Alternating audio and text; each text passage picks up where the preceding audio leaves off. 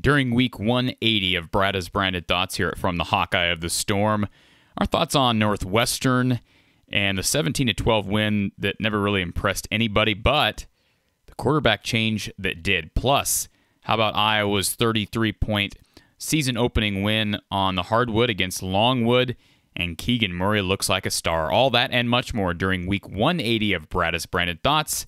This is From the Hawkeye of the Storm. Are you a Hawkeye fan living in Story County? Well, if you are, great.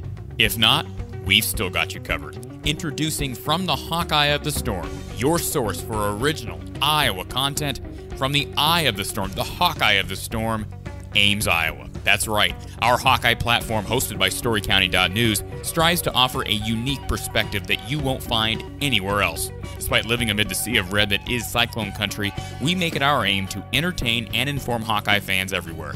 From live programming following an Iowa athletic event to our on-demand podcast, Brada's Branded Thoughts, which you can access through YouTube, Spotify, Apple, Anchor, Amazon, and more, our goal is to always offer cutting-edge black and gold content. In addition, catch our weekly college football picks throughout the season as you get prepped for the weekend ahead. And the great thing about all of our content is it's all free. Join us regularly here at From the Hawkeye of the Storm, and be sure to subscribe to our sister channel, Iowa Football at the Voice of College Football. That's Iowa Football at the Voice of College Football on YouTube, as we have teamed up with Mark Rogers and former Iowa football assistant coach Don Patterson to bring you live post-game shows after every Iowa football game. Watch, chat, and even call in to let your voice be heard each and every weekend this fall. Want to learn how you can further support us?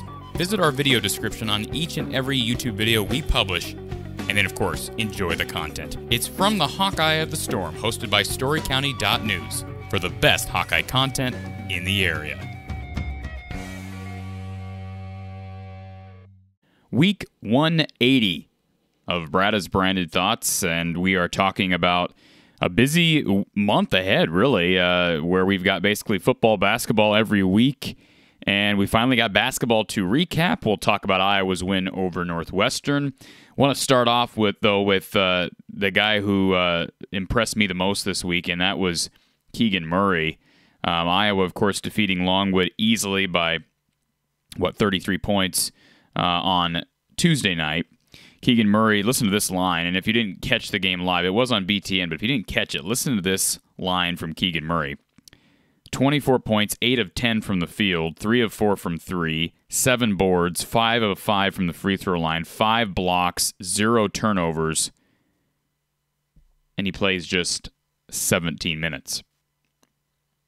I know it's Longwood, but man, that is an impressive stat line. If Keegan Murray can shoot 5 of 5 from the free throw line and be 3 of 4 regularly from 3, he is going to be in contention for Big Ten Player of the Year this year. I have no doubt about that. And again, Iowa, let's be honest, Iowa's had the best player in the conference the last 2 years. I know there's some debate about that with Io DeSumo. He was competing for that with Luka for the last couple of years. But Iowa, I believe, in my biased opinion, has had the best player all around over the past 2 years. Keegan Murray, I'm not saying he's going to be a greater college player than Luka. That's going well beyond anything anyone could guess one game into this season. But clearly, and of course he was on draft boards heading into this year, Keegan Murray was pretty high on draft boards. His body has developed. You can just see a difference in his frame. And I'm not saying he's going to be a better college player than Luka was, but certainly he may very well end up being a better complete player, because this kid's, as much as I love Luka Garza, and I wish Luka the best, I continue to see him go back and forth between Detroit's G League affiliate and the Pistons roster. He's always going to struggle with athleticism and defense, and I admire the kid for working his tail off to get to where he's been and where he's at. But Keegan Murray has some gifts that you cannot teach. His athleticism, we mentioned the 5 blocks, he is special, and I'm excited about this team. I was excited about it heading into the year, but, hype was a lot less, and understandably so. But if Keegan Murray can play like this, even to a slightly lesser degree. Obviously, he's not going to be able to rack up these type of numbers in 17 minutes against the likes of Michigan State, Ohio State, etc. But he looks just really, really good, and he kind of does it quietly. I mean, Luka kind of did it quietly, but I mean, the offense ran through Luka, and maybe the offense will run through Keegan, but man, this team shares the ball well. How about 8 turnovers for Iowa on the game? Season opening game, you lose C.J. Frederick, Joe Wieskamp, Jack Nunge, Luka Garza, and yet just 8 turnovers. That is an impressive stat. How about this stat? This is also a stat you can look at and say, look, regardless of opponent, this is impressive. Iowa 15 of 33 from behind the arc. That is exceptional. 19 of 22 from the free throw line. Also exceptional. Do I think Iowa can shoot at that rate throughout the season? I don't. Okay. However, I'll say this. Patrick McCaffrey might be the most improved, from what we've heard, might be the most improved three-point shooter on this roster. He was 0 for 3. So there is still room for improvement. Now, Jordan Bohannon, 18 points, 6 of 8 from 3. He did exactly what they need him to do. Now, again, I'm prefacing all of this with acknowledging the fact this was against Longwood. So there's something to be said there. But Bohannon, if he can continue to work off the ball the way he did on Tuesday, get open threes, be efficient with his shots, that's exactly what they needed at the 2 spot. Patrick McCaffrey was 0 for 3 from 3, but 5 of 6 from the line. This is a good stat. You could say a stat-stuffing night for PMAC. 11 points, 4 boards, 4 assists.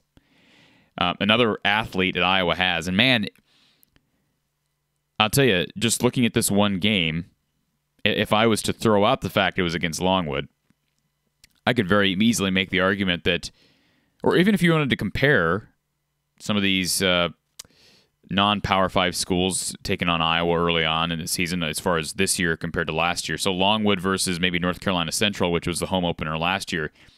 I think this team is more fun to watch so far. I'm not saying it's going to be that way because obviously that last year's team was an exceptionally talented offensive team, but this team clearly rivals that team in athleticism. And I think it blows that team away in athleticism, quite frankly. No offense to those guys I just named. But again, Keegan Murray, Chris Murray, we didn't talk about him. Joe Toussaint, Aaron Eulis, Patrick McCaffrey. There's a lot of athletes on this team. And then you have some of the guys who I think are going to fill those gaps of three-point shooting. Certainly, that's still a question mark. No doubt about it. I mean, it's still a question mark. Do they have enough shooting from behind the arc? But Bohannon and Peyton Sandfort both look really good right now from 3.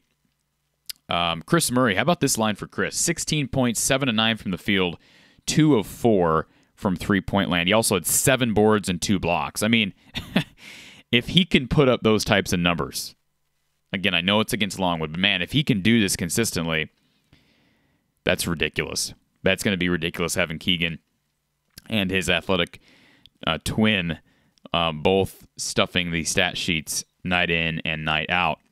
Yeah, so I mean, overall, again, easy victory. I didn't expect Iowa to score over 100. I don't care who the opponent is. This team is expected to struggle a bit offensively, at least early. My biggest concerns moving forward are still defense. I know, again, scoring has been a concern given the fact that they lost so much scoring and shooting last year. But I do have confidence in Fran in his ability to groom these kids to be able to play exceptional offense, be able to run his system. This team is also something else we're not talking about. This Iowa team is a much better fast break team. There's no question about that in my mind. And again, I know it's 1 game or 2 games. I mean, I guess you could weigh the exhibition as far as being able to rate some of these things. This is a better fast break team because there's more athleticism. They're just faster. And it's going to give the opportunity for, again, more exciting games, alley-oops. Certainly they're going to be able to press more. Fran's talked about that defensively, but defense is still my biggest concern. They played really good defense in the first half. I think held Longwood to under 30 points. Second half was not as good. I think they gave up over 40. Now, we had our post game with Coach Gary Close after the game here from the Hawkeye of the Storm on YouTube, and Gary talked about how difficult it is to keep a team locked in when you're winning by 40. And I understand that. That's certainly a young team too, and hopefully Fran, you could tell Fran wasn't real happy in that second half when his team was giving up so many easy buckets, so that will be corrected, we would have to think. I thought it was interesting too that the starters played less minutes than the bench guys, and it wasn't even close. Riley Mulvey is a kid who we interviewed here when he reclassified earlier in the offseason, and I don't know if Riley's going to work into the regular rotation. He did play, but will he play regularly? I don't know. Josh Agundale was out with an injury. It sounded like some back tightness or some back issues, but nothing too serious, it doesn't sound like.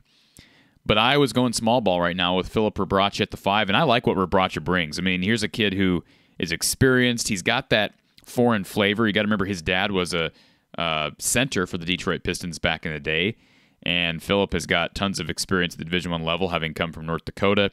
So I like what he brings. And again, it's kind of odd because we haven't seen Fran take advantage of the transfer portal a whole lot. So when you get a guy like this in, you kind of look at him as almost as a freshman. And the reality is he's not a freshman, and he is a veteran. So that's going to help immensely this year as well. But again, I think there are going to be games such as the Illinois game, the Purdue game, where you're going up against the likes of Kofi Coburn, Zach Edey, Trevion Williams, where you're going to have a Josh Agundale or a Riley Mulvey in there. I mean, I know you can play zone, but traditionally, historically, Iowa's zone defense is not that good, especially against teams like Purdue. We've seen Iowa get carved up against Purdue in past seasons, even for Iowa teams that we looked at as elite. So you hope that Josh Agundale and Riley Mulvey are continuing to progress. I have no doubt that they are, and you're gonna see Chris and Rebraca, I think, at the 5 at times this year. Maybe even Keegan in some lineups. I like the small ball look, but you're gonna still have to put a big man out there because there are good big men in this league, no question about it. And certainly we'll get another look at them on Friday. Enjoy these early games, folks, because I wouldn't say I was critical of Fran for scheduling 6 cupcakes early on, but I wasn't real complimentary of it. But I understand the line of reasoning where this is a younger team. They need time.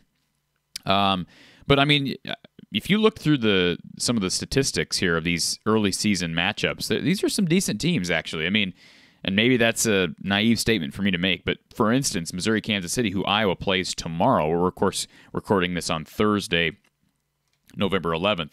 They play Missouri-Kansas City tomorrow, and Missouri-Kansas City played Minnesota fairly close. Now, Minnesota's in a rebuild right now with their new head coach, but Missouri-Kansas City only lost that game by 15 points. And I know you can't play the transitive property with any sports, but certainly that'll be interesting to see how Iowa matches up with the Kangaroos of Kansas City. Virginia lost to Navy. That was a storyline. Virginia, a top 25 team. Of course, Iowa plays Virginia in less than 3 weeks down in Charlottesville. They lost to Navy. Now, Navy sounds like is a decent Patriot League team, but again, not a loss you expect to take if you're Virginia early on. So, that doesn't help Iowa. You don't want a team that's ranked preseason to fall out before you play them. I don't know that it matters too much, but it would have been nice to see Virginia play well early. But no doubt that game's still going to be an incredible challenge, especially down there. And then, a couple other games that come to mind, one being Western Michigan. I believe they won the other night. I could be wrong on that, but last check, they were ahead. I believe they pulled that game out. And Western Illinois. How about the Western Illinois upset of Nebraska? Iowa gets Western later on in the non-conference. I think it's one of the final, might be the final non-conference game for Iowa in December. But they knocked off Nebraska. So there are some decent teams in here of these mid-majors that will have an opportunity to at least challenge Iowa in some different ways. North Carolina Central's not a bad team. They come to town on Tuesday. So, yeah, these aren't, we saw more upsets on Tuesday, which was kind of opening day for college basketball than I expected. Certainly the Navy win. We mentioned the win over Nebraska by Western Illinois, and there were others. It was very interesting to see Georgia Tech lost, some Power 5 teams going down. And we got to love the fact that college basketball is back and it's overlapping what we already enjoy, and that's college football, of course. So, of course, if you didn't already catch this in our announcements earlier, well, it would have been Friday we announced it officially during our post-game for the exhibition game against Slippery Rock. We will be hosting live post-game shows for Iowa men's basketball games after nearly every game this season right here from the Hawkeye of the Storm on YouTube. You'll also be able to watch the on-demand version of that show through our podcast platforms, so Anchor, Spotify, Amazon, Apple, Google, wherever you listen to your podcast. You'll also be able to listen to our post games, but you'll be able to listen live through YouTube immediately following the majority of these games. I don't care if it's Longwood or if it's Michigan State. You'll be able to watch it right here from the Hawkeye of the Storm. And we have the privilege of being joined by a coaching legend, another Iowa coaching legend, former Iowa assistant Gary Close. Gary was an assistant coach under Dr. Tom Davis back in the day, and certainly has some tremendous stories. We talked to him after the Longwood win on Tuesday night and kind of got a background on him and certainly his history at Iowa. He, of course, was here during the Chris Street tragedy, so he's obviously well familiar with Kenyon Murray, and so kind of an interesting connection there to Chris and Keegan. He also coached a Final Four team, Frank Kaminsky and the Badgers, a couple Final Four teams. He retired in 2016, still resides in Wisconsin, Middleton, Wisconsin, but his son is actually a student at Iowa, and he is actually helping Fran as the manager this year for the Iowa men's team. So an interesting connection there, and Gary will be joining us throughout the season to break down Iowa men's basketball live. We'll be taking your calls, your questions, your chats on YouTube.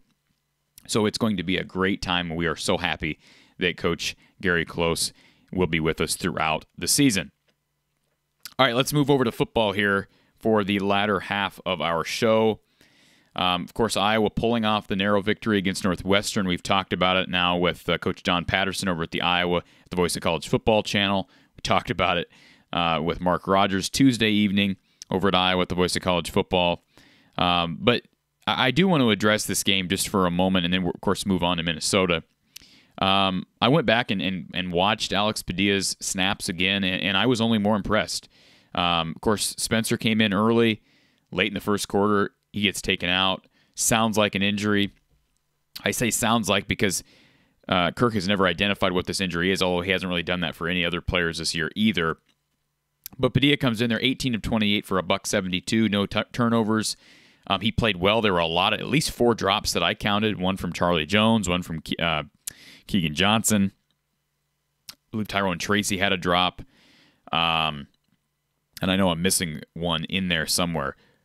But, man, I thought Alex Padilla played really well. We didn't see him use his legs much. I think there is this bit of a misconception with Alex. Like, I don't want anybody to think that Alex is going to come in here and be Russell Wilson or Kyler Murray. Like, that's not who he is. He's still a pocket passer. Now, he can roll out and make throws on the run, but he's still a pocket passer, pro-style quarterback who can run. Now, I'm not saying that's not a good thing. I mean, you can compare him to the likes of a Drew Tate or a C.J. Beathard in that regard. It fits Iowa's system, so I'm not saying I'm not excited about it, but let's not expect him to be, this option, spread quarterback who's all of a sudden going to be racking up 100 yards rushing. That's not going to happen. But we didn't see a whole lot of rushing yards from Alex on Saturday, but we did see, better protection, and I think also his ability to scramble out of the pocket helped here and there. The line did take a hit. Mason Richmond is out, Iowa's left tackle, so Jack Plum slid over to left tackle. Hopefully he stays healthy because now they got DeYoung on the right, Jack Plum on the left, and neither of those guys have played great this year, but those are the only really guys they have experienced at tackle. The good news is they get Cody Yentz back this week. He'll be back in the lineup at guard. Kyler Schott played every snap, I believe, on Saturday, so he should be back full speed. So you got Tyler Linderbaum, Kyler Schott, Cody Ince hopefully can share snaps with Justin Britt. And if they need to, they can send Ince over to tackle. I don't want that to happen because I don't think that's probably what Cody Ince excels at. I like Cody when he's healthy at the guard spot, but we'll see. I mean, again, he can probably play tackle if need be, but theoretically we're going to have a starting lineup of Plum, Schott, Linderbaum, Ince, or Britt. Who knows who's going to start there? And then, of course, Nick DeYoung on the outside. But hopefully Mason Richmond can come back sooner rather than later. Just 3 regular season games back, and of course a short prep week for Nebraska. As far as Minnesota is concerned, we know the storylines. They've been able to rush the ball tremendously well despite injury. They've lost their top 3 tailbacks. It's incredible what that offensive line is doing, and of course give a lot of credit to the offensive coordinator there and the running backs coach. They have been able to put together tailback after tailback after tailback to fill the void of Mo Ibrahim going down. They've just replaced those guys, next man in mentality, and very much like Iowa did, back in the day. Was it 2002? But again, this is a different team. This is not a team that has an elite quarterback that can bail you out. I like Tanner Morgan, but I don't know that he's elite. He's got more interceptions than he does touchdowns this year. Of course, they've just relied heavily on that run game. Now, he's a guy who can scramble, and that's always a concern. But, I mean, if you look at the numbers, in Minnesota's 2 losses this year, and isn't that incredible? They just got 3 losses, but 2 of the losses were really stood out. They've got the loss to Ohio State, and, of course, the loss to Bowling Green and the loss to Illinois. But the 2 losses that stood out were Bowling Green and Illinois, of course. Interesting statistics here. Bowling Green lost the rushing battle, and it wasn't close. Listen to this number. 182-22 as far as rushing yards are concerned. Now, Coach Don Patterson has told us in the past how important it is that you win the rushing battle in the Big Ten. Didn't apply in this game. Minnesota found a way to lose this game, 182-22 in rushing yards. Illinois actually won the rushing battle, which is very much an outlier. It's very rare that Minnesota is going to lose that battle, 185-89 there. But it's interesting, Bowling Green and Illinois both held Minnesota to 16 points combined. So 6 points against Illinois, 10 against Bowling Green. They lose both games. In Minnesota's other 7 games, Minnesota scored 30 or more. All right, so that's sort of interesting. You've got 2 of the 3 losses. We're going to throw the Ohio State game out for now. 2 of the 3 losses, Minnesota scores 10 points or less. In 6 of their other 7 games, they score over 30 or more, I should say. So, obviously, you got a lot of tape to look at if you're Phil Parker. The Bowling Green tape, certainly the Illinois tape, Brad Bielema, what he was able to do there, and I'm sure that's primarily what they're going to be looking at and trying to replicate. I don't think Iowa's going to be able to outrush Minnesota 185-89. I give Brad Bielema a ton of credit. Now, Illinois traditionally does run the ball well, and so that is a factor there. Defensively, it's good to have Riley Moss back. It sounds like he'll be back in the lineup. Will he start? I don't know. If he's not full go, they may decide to work him back and have him come in as kind of a nickel back. I don't know. You hope he's a starter because he's played well against Minnesota with pick sixes, and he's really haunted Tanner Morgan in past seasons. Iowa had 185 rushing yards themselves last week against Northwestern. But Northwestern's, we were all people were complimenting Iowa for rushing the ball so well against Northwestern. Northwestern's run defense is putrid. Okay, it's terrible. So I'm not impressed by that at all. Prove it to me against a better run defense. Certainly they'll have a chance to do that because this is a pretty good run defense. Again, they gave up 185 yards last week on the ground to Illinois. But, you can take a look at the other stats. Illinois found a way to control the clock, which is something that, of course, when you run the ball well, it's typically hard not to control the clock. And so that would certainly apply to Minnesota throughout the season. And, I'm going to pull up the time of possession numbers here for the Illinois game. And, of course, Illinois, again, won that battle 30-29, but it was actually closer than I thought. 30-29 as far as time of possession in that game. So despite the fact that Illinois outrushed Minnesota by 100 yards nearly, the time of possession battle was still close. So Minnesota's going to try to control the clock. The good news is, and why I'm more confident in this game, is I do believe the home crowd will help Alex. That game on Saturday was good experience for Alex Padilla, but that Northwestern crowd is not a typical road crowd. If this was up in Minneapolis, that's a great environment up there, by the way, up at TCF Bank Stadium. I would have much less confidence in Iowa being able to pull that game out, and certainly in Alex Padilla given the fact that this is his first start, but given the fact that it is in Iowa City, I actually like Iowa's chances in this game. I'm not saying it's going to be lopsided or that Minnesota can't win, but I like Iowa's chances in this game. So again, can Iowa emulate what Bowling Green and Illinois were able to do? Turnovers, of course, were a storyline. They always are. I mean, this is Big Ten football, right? 2 turnovers for Minnesota last week against Illinois. 0 turnovers for Illinois. So if Padilla can play clean, they can avoid fumbles, that's a positive. Taking a look at the Bowling Green game, Minnesota Bowling Green, that was also story of turnovers. They lost that battle. Minnesota did 3-2, but it wasn't that lopsided. And Bowling Green, of course, won that game 14-10. So, I haven't studied that game, that Bowling Green Minnesota game. I'm sure Coach Don Patterson probably has. So it'll be interesting after the game to kind of look back in hindsight at what he looked at. Of course, he doesn't want to share a whole lot because he shares those analytics and that data with Kirk Ferentz himself. But I like Iowa's chances here if you can win the turnover battle. And I don't think you have to win the rushing battle. Bowling Green proved you don't have to win the rushing battle. But you've got to be able to hold them in check, force turnovers. Tanner Morgan has shown that he is willing to throw interceptions. And with Riley Moss back there, that's only good news for Iowa's secondary. All right. Iowa, Missouri, Kansas City men's basketball Friday night. That's the 12th, November 12th, 7:01 p.m. The tip-off, that game is being televised only on BTN Plus. It's $10 a month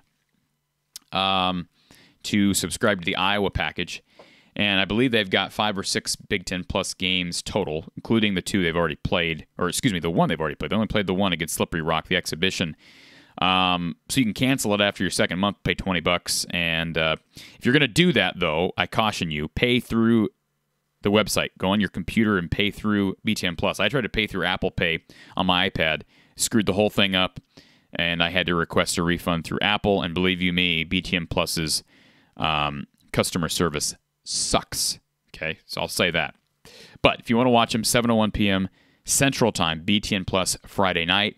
We will be with you at 9 o'clock or immediately following, a few minutes after the Iowa Missouri Kansas City game for a live post game right here from the Hawkeye of the Storm on YouTube. And again, I say we will be here. I'm talking about me here from the Hawkeye of the Storm. Coach Gary Close will not be with us on Friday. They actually have Wisconsin's holding a tribute celebration to Bo Ryan, and the game is at the same time as the Iowa game. So Coach Close will not be able to be with us this Friday, but I promise you he will be with us moving forward.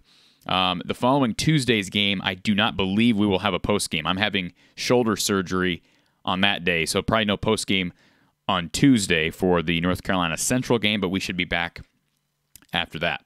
So again, Missouri Kansas City Friday, 7:01 p.m. Central Time, BTN Plus. Then Tuesday, Iowa plays North Carolina Central. That game's on BTN, 8 o'clock, I believe, 8 o'clock Central Time for Iowa and North Carolina Central. And then this Saturday, it's Iowa, Minnesota, battle for Floyd or Rosedale, 2:30 p.m., BTN, Iowa in a must-win situation. They can still win the West, folks. Root against Wisconsin, root against Purdue, especially Wisconsin. I think Purdue's going to lose to Ohio State. I'd be shocked if they beat Ohio State. Well, I don't know about shocked. Purdue's proven they can play, and Braum has proven he can play against Ohio State. But, man, if they beat another team, they ought to be maybe a top 15, top 10 team in the country. But I do think Ohio State will win that game. So you got to root against Wisconsin if you're Iowa fans. Wisconsin, of course, gets Northwestern this weekend, and they get Nebraska, then they get Minnesota. So they need to lose one of those games. Iowa needs to win out. But again, Iowa, Minnesota, 2:30 p.m. Saturday, Floyd of Rosedale. And then we'll be with you for Iowa postgame at the Voice of College Football over at the Iowa at the Voice of College Football channel on YouTube, breaking it all down with Coach Don Patterson following the game. And one final thing I want to make a note of. If you have heard our post games with Coach Don Patterson and you want to hear those on demand, we've got you covered. Every single Iowa post game, and I'm talking football and basketball. So our 2 post games we've done for basketball, our Slippery Rock post game, and then of course our Longwood post game, which we did with Coach Gary Close. All of those post games are now available on demand through From the Hawkeye of the Storm on your podcast platform. So again, whether that be Amazon, Apple, Google, Breaker, Pocket Cast. I don't care where you listen to podcasts. You'll be able to listen to not only this podcast right here, but you'll also be able to listen to every postgame with Don Patterson, myself, Coach Gary Close for basketball or football, and you can get our weekly picks. We release our weekly picks on our podcast platforms for the weekend ahead of college football each Friday night, and we also release those through YouTube. So I know it's a whole lot of information, but wanted to get that out there as well. So again, we appreciate everybody listening to our podcast this evening, and we look forward to Iowa, Minnesota this weekend, and of course, Missouri, Kansas City. It's a fun time for Iowa fans. It's the busiest time of year for those who cover Iowa sports, but man, it's a fun time to have Iowa and football overlap, and all hope is not lost for this football season. I know that people want to talk coaching changes. I've said this before, I'll say it again. I'm not going to talk about that until after the season is over. And then we can have these conversations. You saw Nebraska kind of force Scott Frost. I shouldn't say forced, but Frost basically threw 4 of his assistants under the bus, fired him. That was his way of preserving his own hind. But Scott Frost, that's who he is. That's not who Kirk Ferentz is at all. As much as I have been critical of Kirk at times this year and in the past, I don't believe it's the right move to be making staff changes right now. But I do think it's fair to talk about that at the season's end. So I will be happy to talk about that once the season is over. And I'm also not going to put Don Patterson on the spot. He's got a lot of devotion to Kirk and that staff, and rightfully so. And I do love Kirk. I think Kirk's a great man, great human being. But I don't think it's the time or the place to talk about that at this point. So just enjoy the sports. Enjoy Iowa football this weekend. Enjoy Iowa basketball Friday and moving forward. And I think people are going to be pleasantly surprised with this Iowa basketball team. So again, thank you for joining us. We will talk to you on Friday night. That's the next time we'll be with you here on the channel for our weekend picks, our Week 11 picks for college football. Thank you for listening, and we will talk to you soon. Go Hawks.